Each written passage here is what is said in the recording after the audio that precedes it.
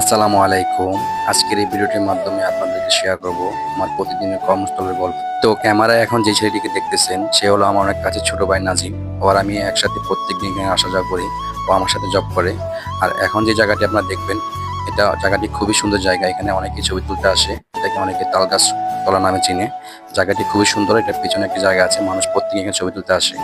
এখন আমরা চলে আসলাম টেক্সটাইল মোড়। টেক্সটাইল মোড় থেকে কিছুক্ষণ পা বাড়ি চলে যাবো রেল লাইন ক্রস করে এই চলে আসলাম আমাদের এরিয়াতে। এটা হলো আমাদের মার্কেট। তো ফাইনালি চলে আসলাম আমাদের পাবলিক স্টোরে। এখন আমরা দোকান খুলবো। তো দিনের শুরুতে আমাদের একটি কাস্টমার আসলো, আমাদের পরিচিত আপু। কাস্টমারটি খুব ভালো ছিল। একটি থ্রি পিস, দুটি শাড়ি বিক্রি করলাম। দিনটি খুব ভালোভাবে শুরু হলো, আলহামদুলিল্লাহ।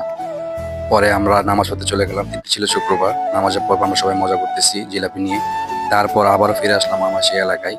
এটা আমাদের এলাকা। আর উনি হলো আমাদের সদ্য বড় ভাই আলমগীর ভাই। ওনার থেকে প্রতি সপ্তাহে আমি সময় দিই। ভাইটির জন্য দোয়া করবেন, খুব ভালো মনের মানুষ। তো আজকে ভিডিওটি কেমন লাগলো সবাই জানাবেন। আসসালামু আলাইকুম, সবাইকে জুম্মা মোবারক।